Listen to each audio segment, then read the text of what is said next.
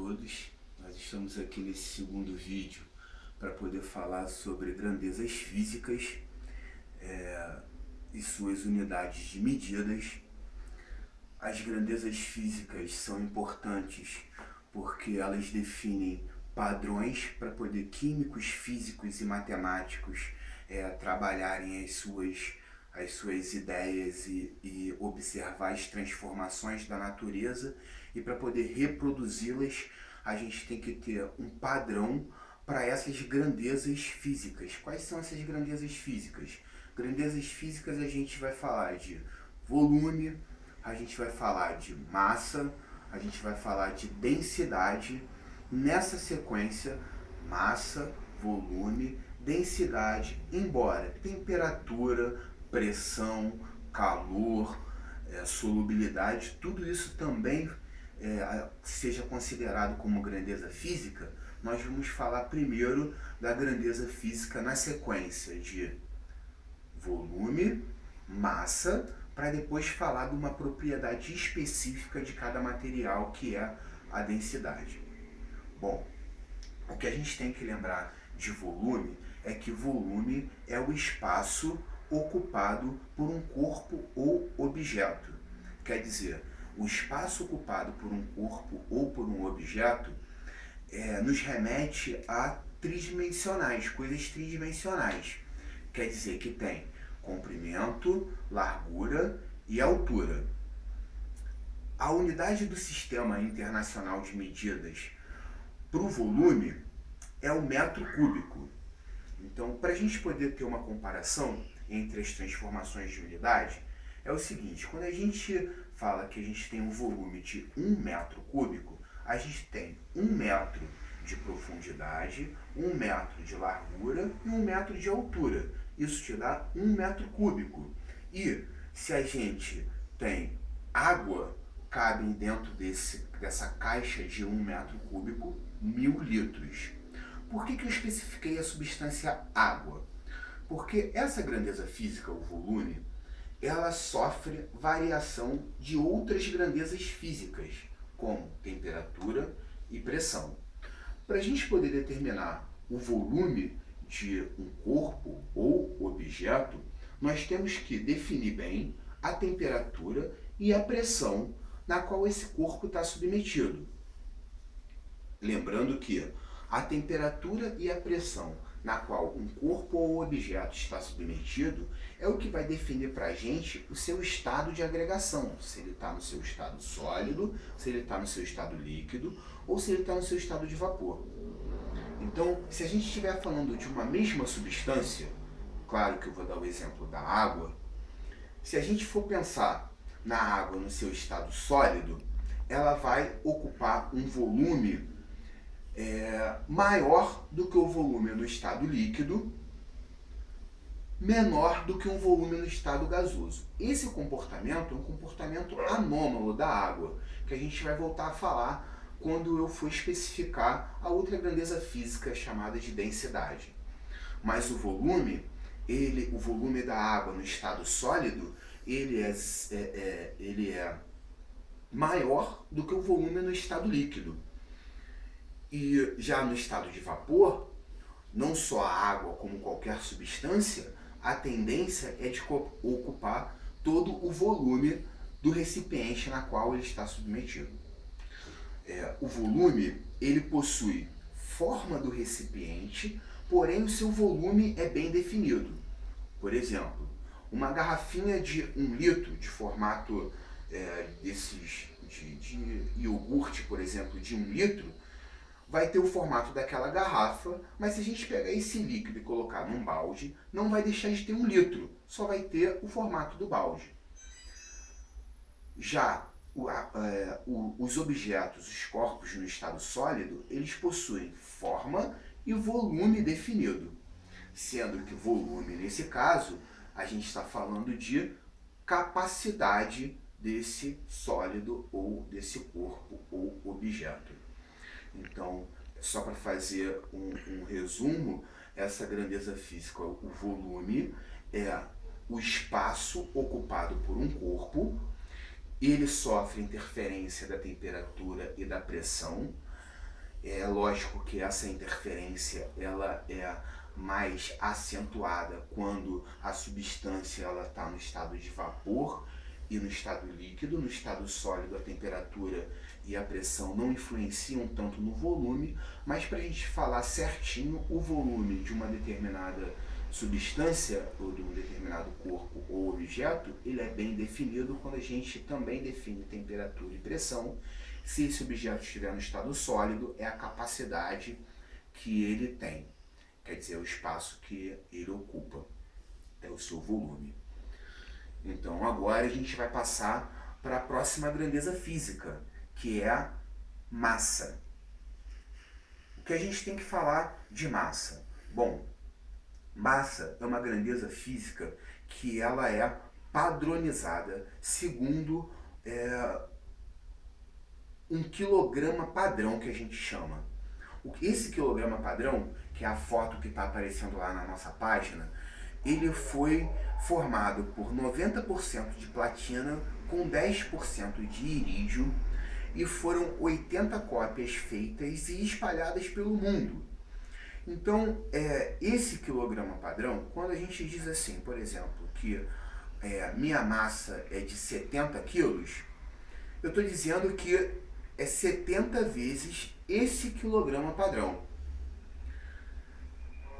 Essas 80 cópias, elas ficam guardadas em cúpulas de vidros. E como vocês vão ler no texto, ela é aberta anualmente. E nessa verificação, percebeu-se uma variância de massa de até 70 miligramas. O que acontece é o seguinte, a gente já sabe que existe um acúmulo, um ganho ou uma perda de massa segundo uma partícula fundamental na qual eu falei no vídeo passado, chamada bóson de Higgs. Então, a perda de massa, além de toda substância ter o que os químicos chamam de meia-vida, também tem esse lance da perda de massa pela partícula fundamental.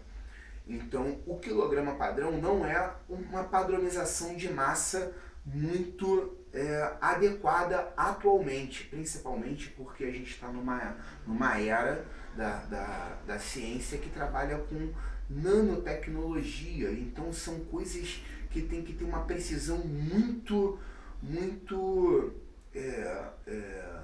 boa.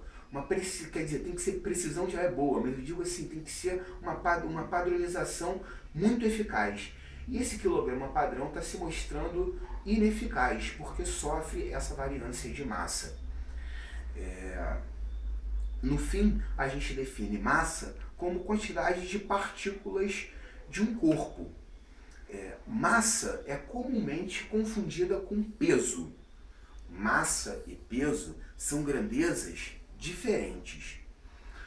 Massa, a quantidade de partículas de um corpo, não depende do quanto esse corpo está sendo atraído por outro corpo, que no final das contas, é o que é o peso. Quer dizer, quando a gente fala do nosso peso, é o quanto a nossa massa está sendo atraída pela Terra. Um bom exemplo disso é que, por exemplo, a Terra atrai o nosso corpo cerca de 6 vezes mais do que a Lua atrairia o nosso corpo. Então isso significa, quer dizer, que a nossa massa aqui na Terra é a mesma do que a massa na Lua. Porém, o peso, a atração que a Lua exerce pelo nosso corpo é 6 vezes menor. Só para a gente poder fazer uma comparação, se um astronauta aqui na Terra consegue pular cerca de 60 centímetros utilizando seus próprios músculos, na Lua ele consegue atingir 6 vezes mais, quer dizer, 3,6 metros. Quer dizer, a gente olha para o teto, um teto normal tem cerca de 2 metros, o cara consegue pular 3,6 metros. Então, por conta dessa atração gravitacional lunar ser bem menor do que a atração gravitacional terrestre, por conta, no fim, da massa da Lua ser 81 vezes menor do que a massa da Terra. Então, massa é a quantidade de partículas que um corpo é formada. E um corpo isolado do universo, ele só possui massa, ele não possui peso. Quando ele está próximo de outro corpo, por exemplo, os corpos na superfície da Terra têm o seu próprio peso resultante da atração gravitacional da Terra. Os corpos têm sua própria massa, a mesma massa na Lua, e possuem um peso diferente na Lua, no caso, um peso menor, porque a atração gravitacional da Lua é menor. O que eu queria também falar sobre massa é o seguinte: massa, hoje em dia, as pessoas fazem dieta e elas fazem dieta para poder ter um aumento de massa muscular, porém uma perda de massa de gordura. Agora que a gente entende que massa e peso são grandezas diferentes, quer dizer, eu posso informar para vocês que a pessoa que ganha massa muscular e perde essa mesma massa na forma de gordura, ela tem, no final, uma massa total maior. Quer dizer, o seu peso aumenta. Apesar de seu corpo ficar mais esbelto e saudável, quando você faz uma dieta que você ganha massa muscular e você perde massa na forma de gordura, você tem um ganho total de massa. No final você acaba aumentando a sua massa, porque afinal de contas o músculo pesa mais do que a gordura. Tá ok? Agora a gente pode falar de uma propriedade específica, que é a razão entre a massa e o volume ocupado por essa massa. É claro que se o volume tem influência da temperatura e da pressão, a densidade também vai ter influência da temperatura e da pressão. A densidade varia também com o estado de agregação das substâncias. Vou voltar no estado da água, no caso, no exemplo da água. Por exemplo, a água no estado sólido, ela tem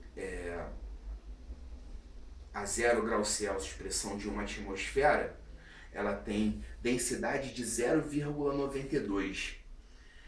Enquanto a água tem a sua densidade máxima na fase líquida de 1 grama por centímetro cúbico, ou seja, o gelo flutua na água. Aí eu gostaria de chamar a atenção para aquela expressão "a ponta do iceberg". O que acontece com isso? Eu disse que a densidade do gelo é 0,92 e a densidade da água é de 1. Quer dizer, o gelo flutua na água. E isso é fundamental para manter a vida do planeta, nos lagos e nos rios e nos mares, porque se fosse o contrário, se a densidade do gelo fosse maior do que a densidade da água, isso ficaria no fundo, e aí congelaria de cima para baixo, e aí a vida seria extinta por conta disso. Então, a densidade máxima da água, esse comportamento anômalo da água, do volume dele aumentar quando ele passa do estado líquido para o estado sólido, faz com que sua densidade diminua e diminua cerca de 0,92% só da sua densidade máxima. Bom, isso vai ficar claro agora. É assim, ó. Quando você tem gelo flutuando em água, você tem 92% dele submerso e 8% dele só flutuando. Então, quando as embarcações, os navios, eles se deparam com algo, com iceberg, que está só com uma parte para o lado de fora, essa parte só representa 8% do total do iceberg. É por isso a expressão "a ponta do iceberg", porque o que se vê é só 8% do que na realidade está flutuante em água.